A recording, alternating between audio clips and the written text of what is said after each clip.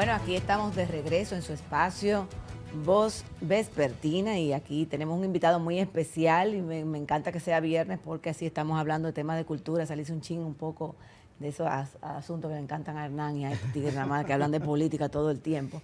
Pues aquí estamos con Roldán Mármol, un querido amigo, especialista, sobre todo es artista, músico, y sobre todo en lo que es cultura afrolatina, ya que a propósito de que recientemente celebramos el Día de la Raza con tanto problema, yo que estoy en contra un poco de que se le dé tanta importancia a los europeos y nosotros aquí con nuestra cultura a veces un poquito rezagada. Y vamos a hablar de varios temas, así que bienvenido a este espacio, Roldán. Muchísimas gracias, contento de estar con ustedes y a todas las personas también que están en contacto en este momento con nosotros. Bienvenido a Voz Vespertina. Gracias, hermano. Bueno, pues vamos de una vez directo en vivo, ¿verdad, Cristian? Sí. Una pregunta dura. Sí, no vamos a la dureza, porque queremos hablar de cosas buenas. Y eso sobre la ley que estamos hablando. Dale para allá, que yo soy buen queche. Mecenazgo. Puedes tirar curva, al cambio. ¿Qué tenemos con esto? La ley de mecenazgo cultural es una ley, bueno, que teníamos más de 12 años debatiéndola en el Congreso, desde que la inició aquella vez que era Manuel Jiménez, que está ahora como alcalde en Santo Domingo Este, cantautor y muy amigo nuestro, y en ese momento era presidente de la Comisión de Cultura de la Cámara de Diputados, y ahí también jugó un rol muy importante Abil Peralta, Abil especialista en el área de la plástica y crítico de arte, galerista y eso. Y es una persona que también le dio mucha continuidad a ese proceso de debate de esta ley. Hubo muchas personas que aportaron, pero por fin se aprobó hace 2 años. O sea, fue en la última parte también del gobierno de Danilo Medina. Y sin embargo en ningún momento se ejecutó el reglamento. Fue ahora. Que no se puede aplicar sin reglamento. Sin el reglamento, bueno, se supone, porque hay muchas leyes que están funcionando sin reglamento en la práctica. Pero bueno, en la ley de mecenazgo, por su característica, especialmente por ser el campo cultural, y vino la coyuntura ahí de las elecciones, y ahora solamente hace 2 o 3 semanas que ya el presidente puso en funcionamiento el reglamento para, y en la práctica ya que funcione la ley de mecenazgo cultural, pero todavía no se ha conformado el Consejo Nacional de Mecenazgo, que es la estructura que va a dirigir. Falta conformar esa parte administrativa. Es una ley que dolorosamente nació muy afectada, con heridas.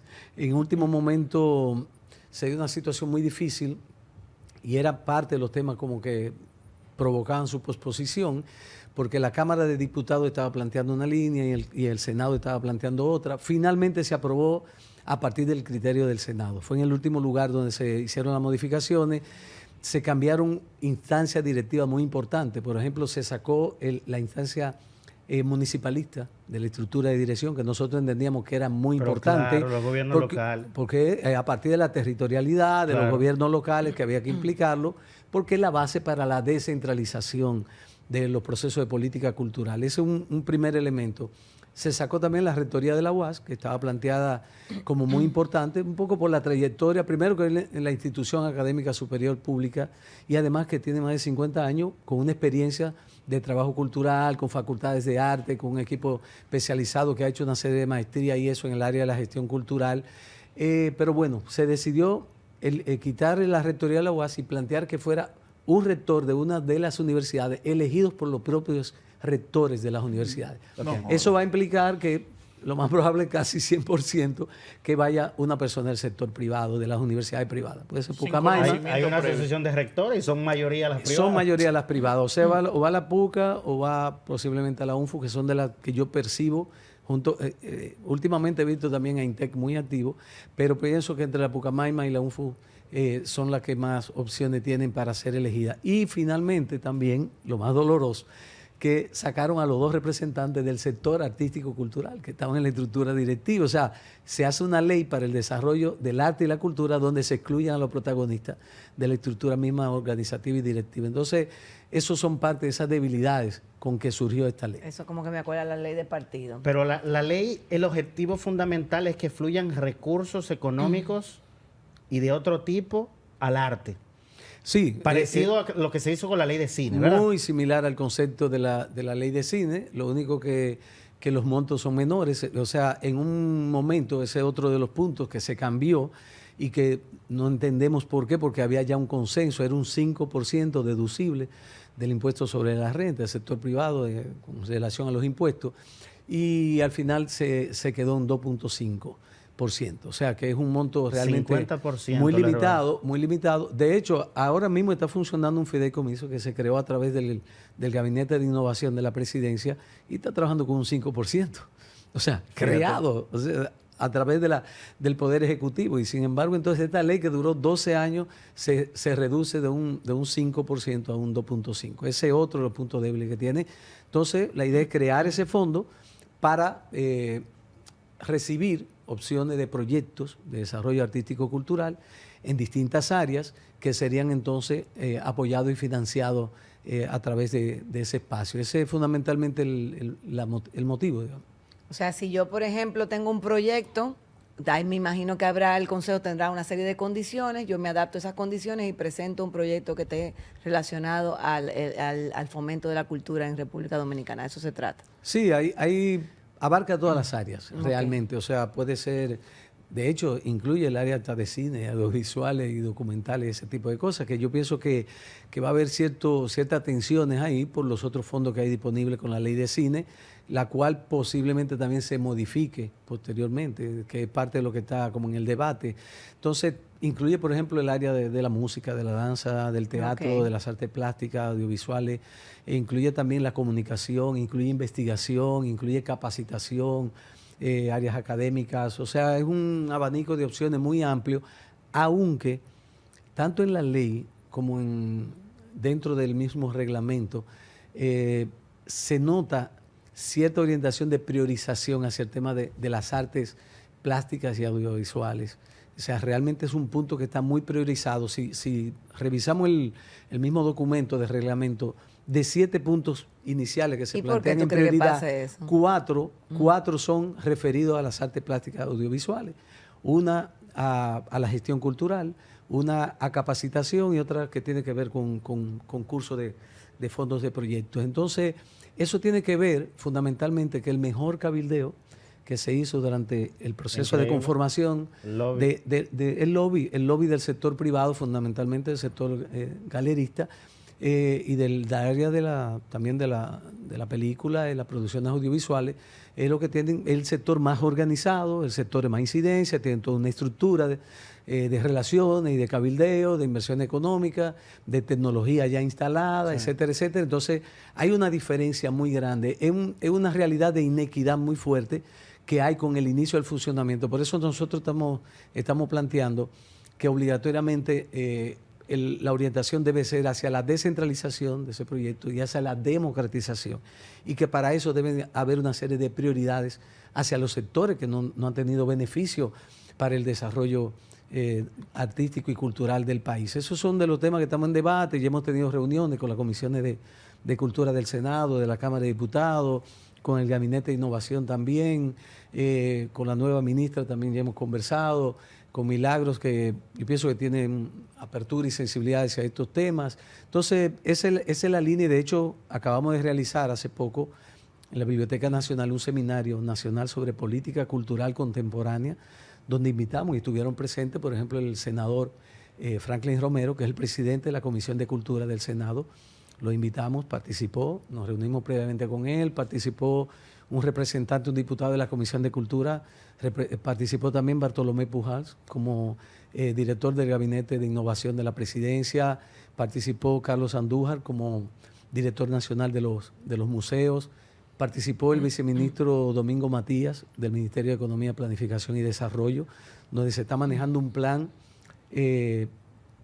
un plan interesante sobre el tema del desarrollo local desde el Viceministerio de Territorialidad.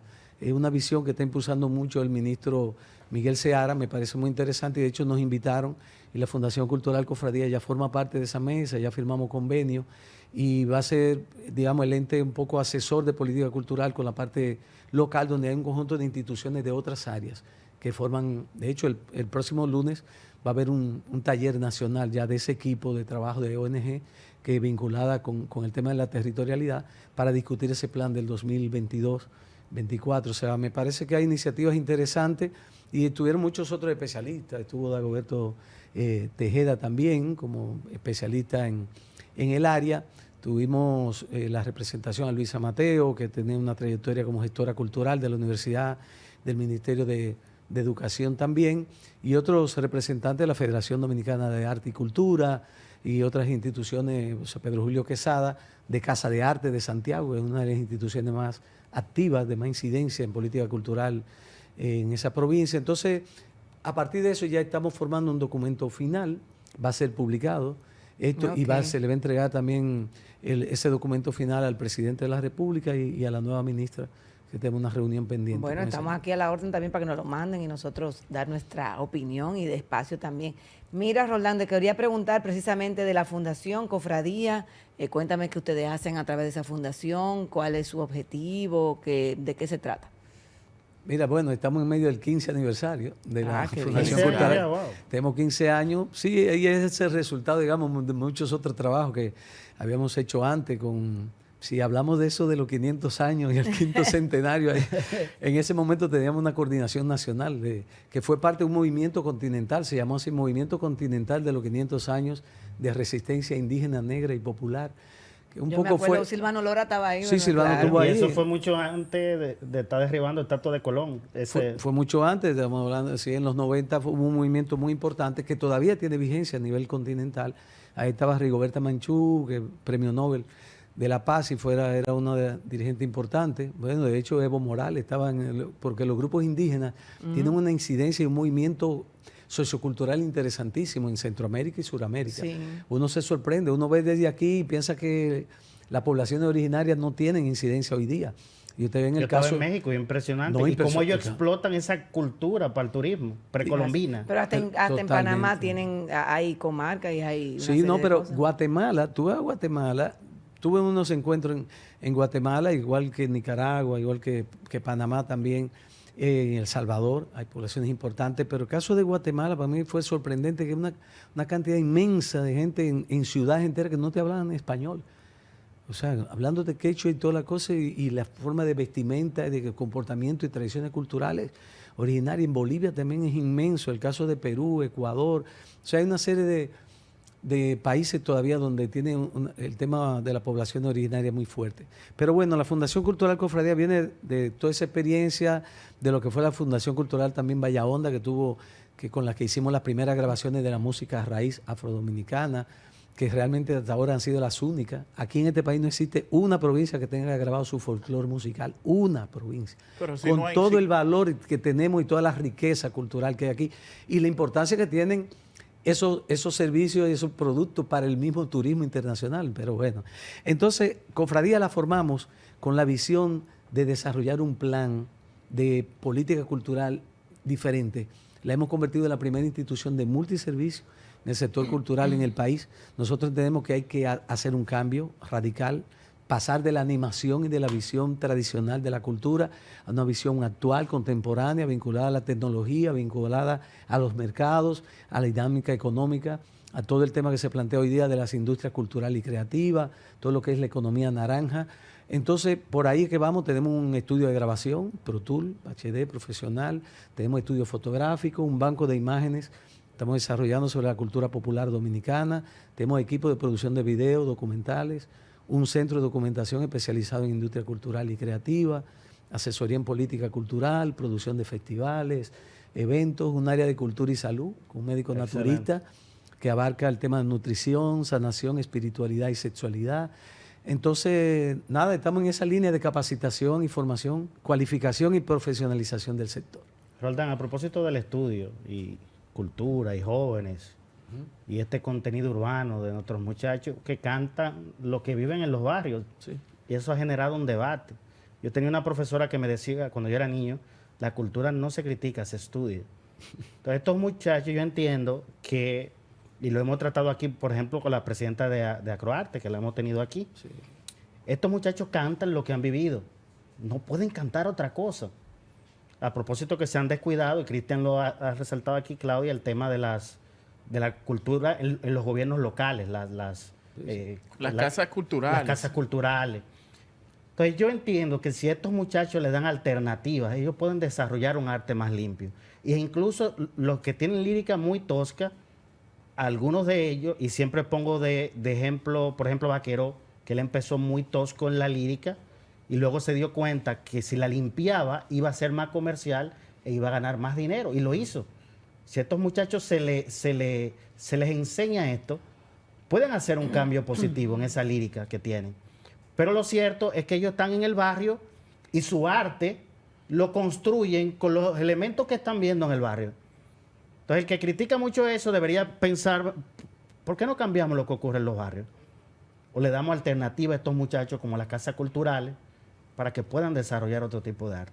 ¿Cuál es tu opinión respecto a ese tema? No, es un tema para nosotros de prioridad en el debate de política cultural nacional. De hecho, en noviembre vamos a tener un precongreso sobre cultura urbana, que va a ser el primero Genial. Que se va a hacer en el país. Genial. Para el año que viene entonces va a ser un congreso internacional de cultura urbana, con especialistas que ya estamos contactando de fuera, y aquí implicar a todos. Va a ser un congreso multidisciplinario, o sea, con todos los enfoques, de antropólogos, historiadores, Genial. Sociólogos, politólogos, psicólogos sociales, comunicadores, o sea, todo, incluyendo entonces lo que son los protagonistas digamos, de la creación a nivel de cultura urbana, o sea, productores, DJ, comunicadores que tienen muchísima incidencia, lo que son cantantes, creativos, jóvenes que están ahí. Y yo pienso que sí, o sea, el tema de la cultura urbana es sumamente complejo. De hecho, ellos están envueltos en ese mercado y a veces ni tienen la noción clara de los orígenes del proceso que hay debajo, porque la cultura urbana es resultado de un proceso de resistencia sumamente fuerte y de un concepto político y social altamente trascendente que conecta a África con el Caribe, con la población negra norteamericana, con todo el tema del racismo, de las discriminaciones, y surge como una expresión contestataria totalmente en contra de los poderes establecidos. Entonces, pero aquí llega con otra característica y entonces simplemente se vuelca hacia una dinámica de mercado que no es la más conveniente y se ha quedado envuelta en ese proceso, y hay que entrar en una reflexión, hay que estudiarlo a profundidad. Yo pienso que hay una capacidad interminable porque el talento dominicano es fuera de serie. Tenemos muchas posibilidades y mucha capacidad para poder proyectar muchos de esos talentos jóvenes a nivel internacional, pero con lo que se está haciendo a nivel musical y a nivel de contenido literario no se va a trascender, va a ser obras simplemente que van a morir en la coyuntura. Por eso los temas surgen ahora y al mes ya a 2 semanas y 3 semanas mueren y hay que crear otro, porque es un proceso cíclico.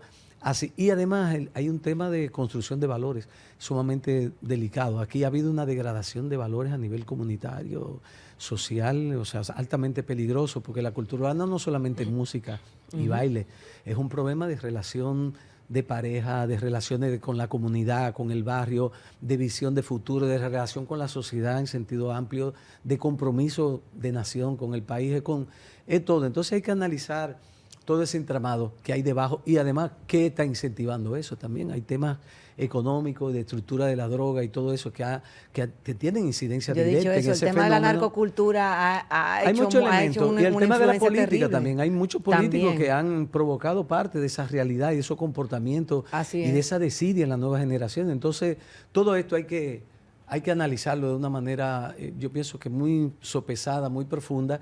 Y nosotros venimos planteando ese congreso y se lo hemos planteado a varios ministros y no se ha asumido. Señores, es un absurdo que en este país no se haya debatido. La época, por ejemplo, que yo era niña, pero la época que yo conocí a Roldán. Que yo comencé muy pequeño. Yo era una adolescente, qué sé yo, no sé, tenía, qué sé yo, 12 o 13 años. La cosa es que había todo un movimiento, me acuerdo, de artistas amigos de Nicaragua. Recuérdate que fue en esa época, creo que fue en el 88, 87, por ahí, que se hizo una actividad cultural importante y con el asunto de la situación que había, con los contras y todo eso. Pero que aquí políticamente se utilizaba, aunque las personas no fueran activas dentro de un partido en sí, hacían mucho intercambio cultural y, por ejemplo, cada vez que había una fecha importante, le hace, qué sé yo, el día de se conmemoraba la muerte de las Mirabal o ese tipo de cosas, pues se hacía mucha actividad cultural y eso los partidos fueron alejándose de eso. No fueron, o sea, realmente toda esa época de protesta, de cosas, como que lograban ponerse de acuerdo una serie de personas que no eran balagueritas, pero ni tampoco eran de un mismo partido, pero sí se hacían encuentros culturales muy interesantes. Y eso es una pena que con el tiempo lo que se haya ido es como dando un poquito de espalda a las actividades culturales dentro de lo que son las actividades normales de la política, lo que es el arte comprometido, etcétera. Entonces, te quería preguntar, haciendo ese preámbulo, con la infancia, con el tema de la cultura en la parte de la infancia, porque yo me doy cuenta mucho que aquí hay mucha precocidad infantil y los niños consumen música que quizás no sea la de su edad, pero por ejemplo, yo me crié viendo programas infantiles que eran hechos para mí, aunque había ciertas cosas que, por ejemplo, en su momento no se tomaban en cuenta, con mucha explotación que hubo de grupos infantiles, que quizás ahora uno lo ve y se escandaliza, pero sí se producía y había mucho teatro de niños. O sea, yo a cada rato había el Arlequín, había no sé qué cosa, o sea, había mucha producción para niños, pero se le ha dado como un poco la espalda a eso. ¿Qué opinión tienes tú sobre eso? ¿Qué puede hacer Cofradía con eso? Porque veo que no hay oferta para dónde llevar a los niños y realmente los niños se están criando al lado de lo que tú dices, la cultura. No, los niños están al lado del colmadón, porque el colmadón está ahí, y los niños están ahí, porque es que no hay. O sea, tú no tienes un sitio donde tú lo llevas a ver un teatro de títeres. Bueno, eso es parte de la responsabilidad de una política de Estado, ¿tú entiendes? De política cultural. Y falta visión, falta estrategia, faltan planes y falta una gran inversión. Ese es uno de los absurdos peores que existen en cuanto al tema cultural en el país. Y es de que, por ejemplo, a nivel internacional se está planteando, algunos países tienen un 1% y hay organismos que están planteando un mínimo, un 2%, que debe ser para la inversión en cultura. Aquí debemos estar como un 0.30%. O sea que hay una deuda con la inversión en cuanto a la cultura. Y la cultura hoy día está asumida y planteada a nivel mundial como un factor transversal del desarrollo. Claro. O sea, un eje transversal, no solamente de la responsabilidad del Ministerio de Cultura. El Ministerio de la Juventud debe tener una política cultural, una inversión. Y el Ministerio de Educación ni se diga, con toda la millonada. Y el Ministerio de Turismo. El Ministerio de Turismo es otro que debiera tener una inversión altamente significativa, planes reales y una buena descentralización en esa inversión. El Ministerio de Industria y Comercio, que tiene un viceministerio que abarca el tema de la industria cultural y creativa también. O sea, que son muchos, el Ministerio de Economía, Planificación y Desarrollo, en vínculo con el tema de los gobiernos locales. Aquí es una barbaridad que la Federación Dominicana de Municipios no tenga un plan y una inversión en eso, que la Liga Municipal, que te maneja tanto dinero, no tengan tampoco un plan, que a pesar de que están en las leyes, la mayoría de alcaldías no tienen ni siquiera un departamentico. No es un departamentico cultural no lo tienen. Y algunas que lo tienen, no tienen ni un personal especializado, o lo que tienen una o dos gente ahí, con un salario malísimo, sin un plan de trabajo y sin un soporte presupuestado. Entonces, esa es la realidad que estamos viviendo. Entonces, el tema de la niñez es determinante y para eso debe haber un plan. De hecho, sentimos la salida de la amiga Paula, dísela, porque estábamos discutiendo precisamente un proyecto para el año que viene sobre política cultural para la niñez. Claro, porque ella viene del arte, ya le duele venía ese arte, claro. Y ya habíamos tenido un par de reuniones, estábamos en ese proceso. Vamos a ver si eso puede tener continuidad, porque nos interesa mucho. Es una necesidad en el país, porque también es la creación del mercado futuro. Eso se llama en política la creación de ciudadanía. Y creación de público. O sea, eso se forma. Tú no puedes decirle a los niños ahora que les guste una obra de danza o una obra de cualquier opciones musicales que no sean las que ellos escuchan cotidianamente. Entonces, para eso tienen que ser parte de una diversidad cultural, de una formación educativa a nivel artístico desde la primaria, desde que están en párvulo, en niñez. Entonces, darle todas las opciones para que puedan tener criterio y valoración de asumir cualquier expresión artística y especialmente lo que tiene que ver con el folclore nuestro, con eso que llamamos los portadores de tradiciones. Aquí todavía es demonizada, o sea, todo lo que es la cultura popular, señores, aquí eso es satánico. Bueno, te voy a decir algo. En el Ministerio de Educación a mí me consta eso. Si hay una directora o un director de una escuela que es evangélico, te quita las efemérides. Porque entienden que eso es satánico, así como tú lo dices, eso es así. Y mira, te incluí cuando mencionaba el Ministerio de Turismo. Sí. Nosotros somos un país, y de eso soy abanderado, porque obviamente pertenezco al sector, aunque sea en la parte de comunicación, como estoy integrado a Don Pretur, y soy un abanderado del turismo sostenible. Y me explico. Nuestro país, para poder ingresar dinero más a la sociedad, al pueblo, necesita de ingredientes importantes que motive al turista a visitar, a conocer, a ir a otros lugares. Porque aquí es que viene la parte sostenible. Si nosotros tenemos una cultura riquísima, que podemos explotarla, que podemos tenerla, ¿por qué no hacerlo? Porque eso nos va a dar la garantía a futuro. Porque obviamente las playas, que es lo que mostramos hasta ahora, tienen un punto interesante, pero hay todo tipo de turistas. Por ejemplo, al chino no le interesa el turismo de playa, porque no le gusta el sol. A los asiáticos no les gusta el sol. Entonces, ¿qué le interesa a ellos? Conocer nuestra cultura, de dónde venimos, cuáles son nuestros ancestros, cuál es nuestro punto de interés cultural, nuestra gastronomía. Entonces, por eso te mencioné al Ministerio de Turismo, y es un punto que debemos trabajarlo y llevarlo hacia allá, porque obviamente cuando tú vas a una casa cultural, a un pueblo, tú llevas 100, 200 turistas, algo queda ahí y eso dinamiza la economía de ese lugar. Entonces, es pensando en la parte económica, además de proyectar a nuestro país como un punto cultural interesante. Bueno, que todo lo que aquí se está planteando la diversificación del turismo, ¿verdad? Si se quiere crecer, no va a ser tanto hacia la playa, va a ser a distintas opciones, ¿verdad? Un turismo comercial, el turismo que tiene que ver con la naturaleza, el turismo con la cultura, con la gastronomía, como tú bien señalas. De hecho, no es posible construir esa marca país que está planteando el presidente, no es posible construirla sin un replanteamiento de políticas culturales y de inversión en el desarrollo de la cultura del país. Y eso atraviesa obligatoriamente por revisar hasta los temas de la conformación histórico-cultural de la dominicanidad y entrar a la valorización de esas culturas locales, comunitarias, municipales y todo eso. Porque eso que llamamos turismo de experiencia, que es lo que se está priorizando hoy día, ese turismo de experiencia, en ese contacto, es muy delicado también. El tema cultural, la cultura no es cualquier mercancía. Se está planteando esto ahora de los servicios y productos culturales como esencia, como destino turístico también y como forma de mercadeo nacional e internacional, pero realmente eso debe ser abordado por especialistas con muchos criterios muy bien establecidos, porque si no simplemente van a distorsionar las tradiciones, van a distorsionar todas las esencias de la cultura dominicana. Eso pasó con la artesanía, que empezaron a importar cosas de Centroamérica. Crítico. Eso es una cosa terrible. Aquí la artesanía, a principios de 2000, de artesanía que se vende de dominicana, a importar cosas de otros países. Y tú la ves, tú dices, pero ven acá, pero esta cosita no la hacemos. O sea, eso no es de nosotros. Eso es increíble. En China y en Centroamérica también. Es que el mercadeo de las cosas no destruye todo.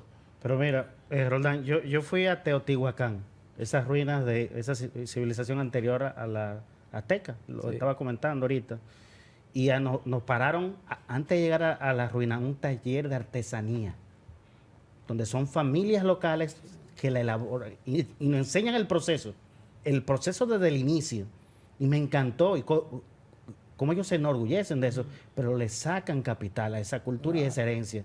Mi crítica está, por ejemplo, tú le preguntas a un dominicano promedio y no te sabe hablar de los taínos, que era la civilización precolombina aquí, no te sabe hablar de los taínos. Y no dejaron ruinas grandes, pero hay una cultura ahí que se ha estudiado. Y si vamos al Museo de Historia Natural, nos las enseñan. Y hay Museo del Hombre, porque yo no sé si se sigue llamando del hombre. ¿Se sigue llamando del hombre? Se sigue llamando y de la mujer del mismo hombre. Del mismo hombre. Bueno, pero yo creo que no hemos explotado esa parte de nuestra herencia taína. Y, por ejemplo, ¿cuál fue el primer nativo que se rebeló contra los europeos? Fue Enriquillo, fue aquí.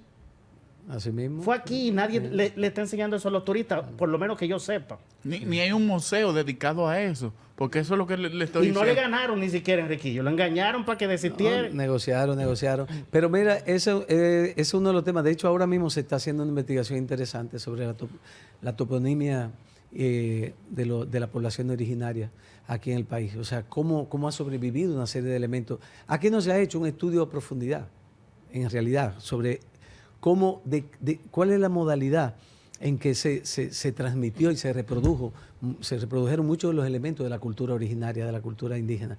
Eso hay que verlo, porque hubo una fusión, hubo una mezcla, hubo un sincretismo entre la parte española, la parte indígena y la parte africana, que también no nos lo dicen con claridad. Aquí, o sea, aquí la gente piensa que todas las cuestiones negras y todos esos tambores llegaron por Haití.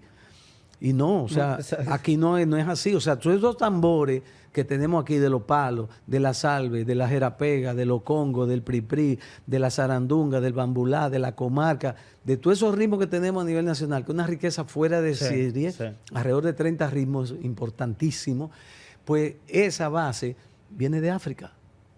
Aquí vinieron, hay algunos que dicen 40 y pico, otros 50, otros llegan hasta 70 grupos étnicos que fueron asentados en esta parte que hoy es República Dominicana y que es la que nos da esta mezcla de color y esta diversidad, esta riqueza cultural que tenemos. Exacto. No tuviéramos merengue, ni tuviéramos bachata, ni estuvieran paseando a nivel mundial con ese orgullo que tenemos de la dominicanidad. Entonces, eso debe estudiarse y entender por qué Los Minas se llama Los Minas, que es parte de una migración también de los negros, de ese fuerte allá, de la parte mina de África. ¿Por qué todavía tenemos ahí en Santo Domingo Este una zona que se llama Mandinga, que era de un grupo étnico Mandinga, y todavía están los paleros de Mandinga, se llaman, y están ahí? ¿Por qué tenemos una franja que bordea todo el Gran Santo Domingo, que desde Jaina, Nigua, Boca de Nigua, La Canela, Najayo, Sainaguá, bordeando en Gombe, de toda esta zona, todo Santo Domingo Norte, fueron esos grandes asentamientos negros, y ahí está esa tradición. El Santo Domingo Norte se le llamaba la Sabana del Espíritu Santo, por la diversidad. Ahí es por territorio y por cantidad poblacional tenemos la mayor riqueza de diversidad de la cultura popular en República Dominicana, ahí al frente. Y entonces eso conecta con Los Minas y todo Santo Domingo Este, hasta Mandinga y todo eso. Y entonces ahí tenemos en la ciudad colonial la Negreta, y nadie habla de la Negreta, todo el Alcázar de Colón, todas las cosas, y la Negreta está ahí en el barrio de Santa Bárbara. Increíble. Que ahí era donde después desmontaban a los africanas, y se daba el mercado para exhibirle, ver los dientes, el cuerpo, de la gente comprarla, y entonces está la callecita que tiene el letrero todavía ahí al lado de un colmado y se dice la Negreta, porque por ahí lo subían para llevarlo a la casa de los amos. Entonces esa es una historia donde colgaron la cabeza de Lemba, que fue uno de los grandes luchadores también, igual que Enriquillo, en contra de la esclavitud en ese momento, y colgaron su cabeza en la Puerta de la Misericordia, como para meter el miedo a los demás que estaban resistiendo. Y ahí tenemos en Nigua los restos del ingenio Boca de Nigua y Diego Caballero, donde se dio la última sublevación en contra de la esclavitud, que eso debiera ser un destino turístico, cultural. Increíble. Y esas ruinas son bellísimas. Nosotros hemos hecho espectáculos ahí, conciertos ahí, hay un espacio maravilloso que la gente... O sea, cualquier turista daría la vida por llegar a contar esa historia, hacer ese recorrido en todo, incluyendo lo que fue la huida hacia el mar, que le hicimos, de hecho, con Silvano Lora antes de morir, hicimos una réplica de lo que fue ese recorrido con las comunidades, con todo eso. Hay una tradición gastronómica. Que dejó muchísimos murales que lo pintaron arriba, que este país de loco. Pero eso entra por romper la cultura de élites que es predominante. En República Dominicana el poder es blanco. Así es. Hay que entenderlo. A pesar de que la población, la mayoría es negra y mulata, estamos hablando de un 85%. Sí. Se refleja hasta en el altar de la patria, la estatua de Sánchez. La estatua de Sánchez parece un europeo, Sánchez. El poder es blanco y la visión ideológica a nivel de política cultural también es hispanófila, es elitista y es negadora de la esencia de la diversidad de la cultura popular. Eso es lo que hay que cambiar si queremos en realidad un Estado de Derecho. Pasa obligatoriamente por la democratización cultural. Roldán, lamentablemente se nos acabó el tiempo, pero agradecerte estar aquí con nosotros claro en Voz Vespertina. Sí. Una Te cátedra. Vamos a traer otra vez más porque se nos quedan muchos temas y esto es muy interesante. Muy interesante. Gracias por estar aquí. No, como siempre. Ya este domingo tenemos también con los jóvenes un gran taller sobre las redes sociales para el sector cultural. Estamos metiéndole ahí con unos 30 jóvenes a nivel nacional la tecnología y una visión nueva para el cambio en política cultural. Bueno, pues búsquenlo, Cofradía, están en verdad, tienen todas sus redes. Fundación Cultural, sí, ahí tenemos la web, está en Instagram, está en Facebook, está en todos los lados. Fundación Cofradía. Vamos a decir la página web de Fundación Cofradía. Sí, en el Instagram puede entrar, así mismo, @Fundación Cultural Cofradía, y de ahí se conectan con el Facebook, a la web, está fundacioncofradía.com. Si se puede hacer un curso ahí para que...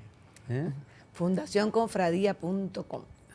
Pero tú Ponga- pides demasiado. no, Eso es un telescopio lleva de la suave, NASA que tú lleva necesitas. suave a los muchachos, que viernes. Señor, gracias, Qué bien. Roldán. Señores, Siempre. vamos a hacer Bueno. una pausa y volvemos con más en Voz Vespertina.